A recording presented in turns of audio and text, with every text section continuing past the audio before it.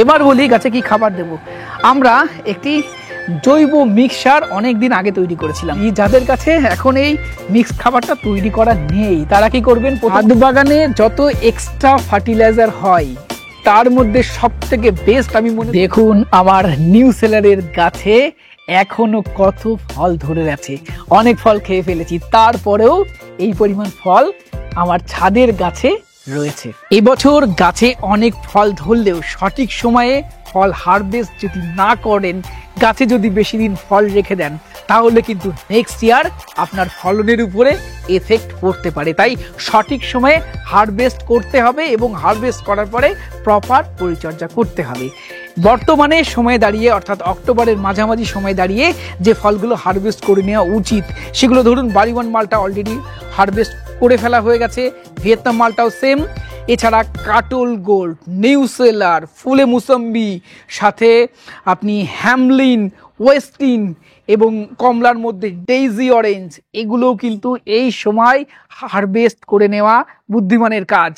আরও 15 দিন পরে আপনারা মিশরীয় মালটা, আফ্রিকান মালটা, তারপরে ইয়েলো মালটা 2, ইন্ডিয়ান সিকি মুসম্বি, এগুলো হারভেস্ট করে নিতে হবে। তার 15 দিন পরে আপনি কাটার ভ্যালেন্সিয়া অলিন্ডা, এইগুলো হারভেস্ট করে নেবেন। আমাদের ওয়েদারে ফল বেশি দিন রাখলে কালার হয়তো আসবে, কিন্তু নেক্সট ইয়ার ফলনের উপরে এফেক্টটা পড়বে, কারণ আমাদের এখানে শীতকাল বেশি দিন স্টে করে না, অনেক আর্লি লেবু গাছে ফুল আসতে শুরু করে। তাই ফল হারভেস্ট করার পরে প্রপার পরিচর্যা করতে হবে, গাছকে একটু বাড়তে সময় দিতে হবে। চলুন আজকের দিনে দাঁড়িয়ে, অক্টোবরের মাঝামাঝি সময়ে দাঁড়িয়ে ফল হারভেস্ট করার পরে গাছে কি পরিচর্যা করব সেগুলো একটু আমরা দেখে নিই। এই যে গাছটা দেখছেন, এটা নিউ সেলার মুসম্বি।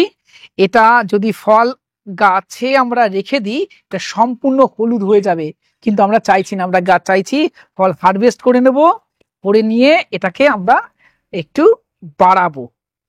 আমরা গাছে একটা ফল রেখে দেব, দেখবো কতদিন অবধি গাছে ফলের রস থাকে, সেটা আমরা একটু দেখব। এই নিউ সেলার মুসম্বিটা অত্যন্ত ভালো মানের একটি সুইট অরেঞ্জের ভ্যারাইটি, অবশ্যই ছাদ বাগানে রাখুন। ভীষণ সুন্দর খেতে, ভীষণ মিষ্টি একটি মুসম্বি জাত নিউ সেলার, আমাদের ইন্ডিয়ান জাত। এবং এই গাছটা দেখুন, এতদিন ফল ছিল, তো ফল থাকার কারণে গাছটা কিন্তু গ্রোথ নিচ্ছিল না। এই গাছে ফল হারভেস্ট করে ফেলেছি, দেখুন গাছের গ্রোথটা কত সুন্দর। তাই ফল হারভেস্ট করে নিয়ে একে প্রপার পরিচর্যা দিতে হবে। আমরা যেটা অলরেডি করেছি লেবু গাছগুলিতে, এবছর বৃষ্টিটা অত্যন্ত বেশি, আর লেবু গাছের রুট খুব সেন্সিটিভ, সেটা বাতাবি রুটসটাকে হোক, কিংবা অ্যালিমো, কিংবা রাপলেমান, কিংবা রংপুর লাইম, বা বিদেশি কোনো রুটস্টক।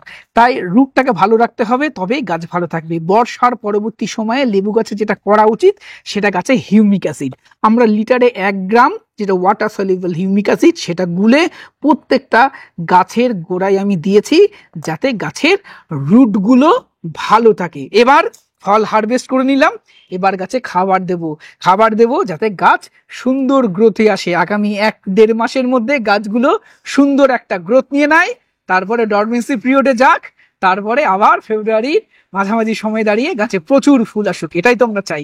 চলুন কি খাবার দেবো সেটা একটু দেখে নিই। সবার প্রথমে যেটা করতে হবে, খুব সিম্পল জিনিস, কিন্তু অনেকে এটা করেন না, যেটা গাছের গোড়ায় কিন্তু ঘাস হতে দিলে চলবে না। গাছে যখন আপনি খাবার দেবেন, সে খাবার যদি ঘাসে খেয়ে নেয়, তাহলে গাছটা কি খাবে?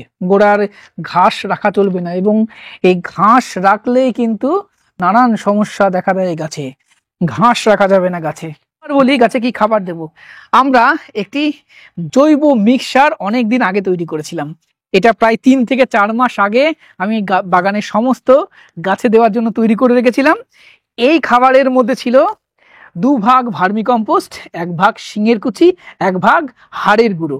এই খাবারটা আমি আজ থেকে 4 মাস আগে তৈরি করে রেখে দিয়েছিলাম। দেখুন দর্শক বন্ধুরা, হাড়ের গুঁড়ো বা শিংকুচি কিন্তু ডাইরেক্ট দেওয়া যাবে না, কারণ হাড়ের গুঁড়ো বা শিংকুচি কিন্তু গাছের খাবার নয়। হাড়ের গুঁড়ো বা শিংকুচি যখন ডিকম্পোস্ট হবে, সেটা গাছের খাবার। তাই এইগুলোকে আপনারা ডাইরেক্ট না দিয়ে মিক্সড করে 2-3 মাস রেখে দেবেন, ডিকম্পোস্ট হতে দেবেন, তারপরে গাছের গোড়ায় দেবেন।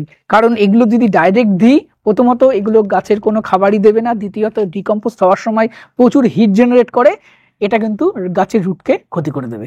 তাই ডিকম্পোস্ট হয়ে যাওয়া খাবার আপনারা প্রত্যেকটা গাছে এরকম 1 মুঠো করে দেবেন। আর বলি, যাদের কাছে এখন এই মিক্সড খাবারটা তৈরি করা নেই তারা কি করবেন, প্রথমত মিক্স খাবার বাজারে কিনতে পাওয়া যায়, আপনি নিয়ে এসে দিন। যদি সেটাও না পারেন তাহলে আপনাকে বলবো কোনো মিক্স খাবারই এখন দেবেন না।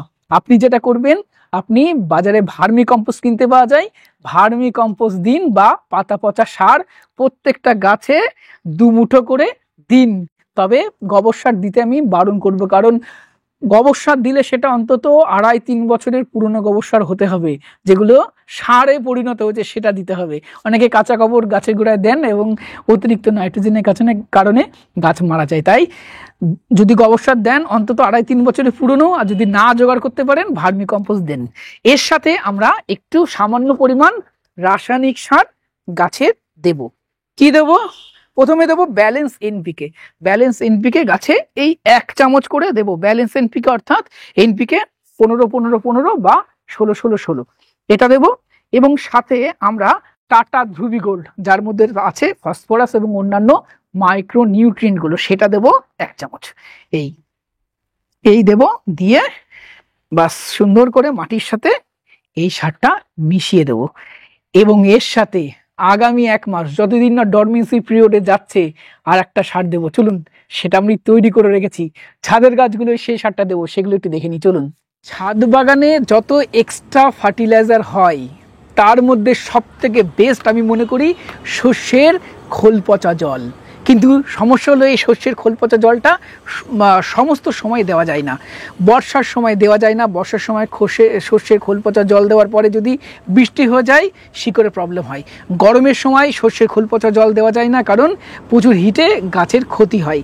শস্যের খোল পচা জল দেওয়ার উচিত একদম গরমের ঠিক আগে, যখন গাছ ডরমেন্সি পিরিয়ড থেকে কাটিয়ে উঠছে সেই সময়টা।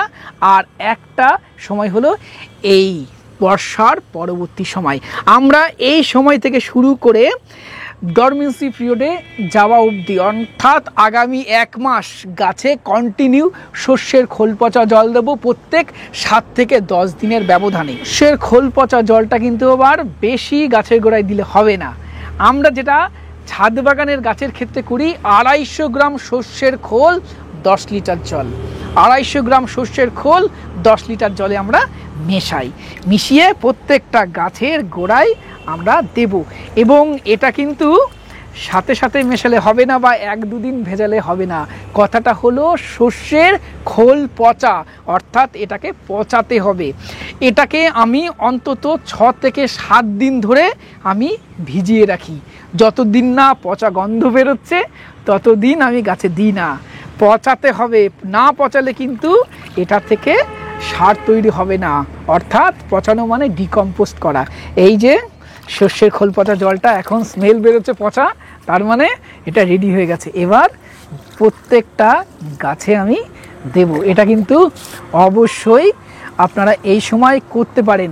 আর আমি এই যে গাছগুলো, এগুলোতে মিক্স সার আজ থেকে প্রায় 10-11 দিন আগে দিয়েছিলাম। এবং আজকে আমি শস্যের খোল পচা জলটা শুরু করলাম। এখন থেকে আগামী 1 মাস প্রত্যেক সপ্তাহে 1 বার করে আমি শস্যের খোল পচা জলটা দেব। গাছের গ্রোথগুলোকে আরও বাড়িয়ে নিতে হবে এই সময়, কারণ 1 মাস পর থেকে গাছ চলে যাবে ডরমেন্সি পিরিয়ডে। আর গাছের হেলথ যদি ভালো না থাকে দর্শক বন্ধুরা, ওই ফেব্রুয়ারি মাসে গিয়ে ফুল বার করবে ঠিকই গাছ, কিন্তু ফুল থেকে কিন্তু ফলে পরিণত করবে না। তাই গাছে অধিক পরিমাণ ফল পেতে হলে মাটিতে কিন্তু খাবার কম দিলে চলবে না। গাছকে সুস্থ সবল রাখতে হবে। গাছকে দুর্বল করে যদি আপনি ফল নিয়ে আসেন, সেই ফুল আসবে কিন্তু সেগুলো ফলে পরিণত হবে না। কারণ গাছের যদি হেলথ ভালো না থাকে তাহলে সেই গাছ কিন্তু বেশি ফল দেবে না।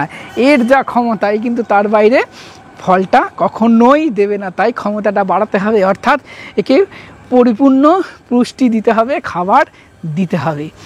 এই সময় আর একটা যে সমস্যা হয়, গাছে খাবার দিলেই দেখুন নতুন নতুন করে অনেক কচি পাতা বেরোবে। আর কচি পাতা খাওয়ার জন্য লেদা পোকা আসবে, কচি পাতা আক্রমণ করবে ম্যাপ পোকা। দেখবেন পাতায় ম্যাপ এঁকে দিচ্ছে, অর্থাৎ লিপ মাইনর। এর হাত থেকে গাছকে বাঁচাতে হবে। এর জন্য কচি পাতা বেরোলেই গাছে আপনারা পেস্টিসাইড প্রয়োগ করেন। পেস্টিসাইড হিসাবে আপনারা ফিপ্রোনিল এবং সাইপারম্যাথ্রিন এই দুটো কম্বিনেশনের পেস্টিসাইড আমি ব্যবহার করি, বেশ ভালো রেজাল্ট পাচ্ছি, আপনারা ইউজ করতে পারেন। অথবা বায়োডোক্সা বলে একটা বায়ারের একটা পেস্টিসাইডও মাঝে মধ্যে ব্যবহার করি, সেটাও বেশ ভালো রেজাল্ট দেয় এই লেদা পোকা এবং এই লিফ মাইনারের হাত থেকে গাছকে বাঁচাবে। আর একটা আগে বললাম এবছর প্রচুর বৃষ্টি এবং প্রচুর বৃষ্টির হাত থেকে গাছকে বাঁচাতে ফাঙ্গিসাইডও প্রপারলি দিতে হবে। আমি যেমন প্রত্যেক 15 দিন পর পর গাছে কিন্তু একটা ফাঙ্গিসাইড প্রয়োগ করি। দুটো ফাঙ্গিসাইড ব্যবহার করি, একটা কন্টাক্ট প্লাস আর একটা অ্যামিস্টার টপ। মাসে একবার করে আমি গাছে ফাঙ্গিসাইড দিই। ফাঙ্গিসাইড আমি খুব বেশি প্রয়োগ করি না, কারণ গাছকে যদি মাটি ভালো রাখতে পারেন, গাছকে যদি সুস্থ সব একটা ভালো জায়গাতে রাখতে পারেন, যদি ড্রেনেজ সিস্টেম ভালো থাকে, তাহলে গাছে ফাঙ্গাস আক্রমণও অনেকটা কমে যায়। অর্থাৎ হাওয়া বাতাস লাগাতে হবে গাছকে ফাঁকায় রাখতে হবে, তবে দেখবেন গাছ ভালো থাকবে, ফাঙ্গাস আক্রমণ অনেক কম হবে। এইভাবেই আপনারা অক্টোবর মাসের মাঝামাঝি সময়ে লেবু হারভেস্ট করে নেওয়ার পরে গাছে পরিচর্যা করুন, তাহলে দেখুন অবশ্যই গাছে ভালো থাকবে। আর একটা কথা বলি, অনেকে ভিডিও দেখে বলতে পারেন এই গাছে তো ফল আছে, তাও কেন শস্যের খোল পচা জল দিলাম? অবশ্যই দিন দর্শক বন্ধুরা, কারণ এটা একটা কমলার গাছ, এটা পাউকিন্নু 1-এর একটি গাছ।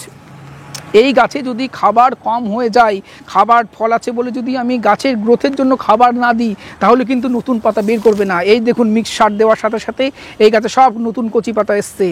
নেক্সট ইয়ারের কথাও তো ভাবতে হবে, শুধু তো এই কটা ফল নিয়ে জীবন নয়, নেক্সট ইয়ারও যাতে এ ভালো ফল আনতে পারে সেই জন্য কিন্তু একে খাবার দিতে হবে।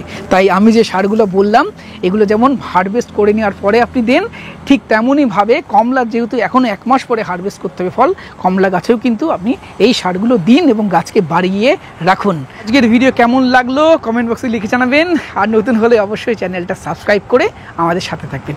নমস্কার, সবাই খুব ভালো থাকবেন।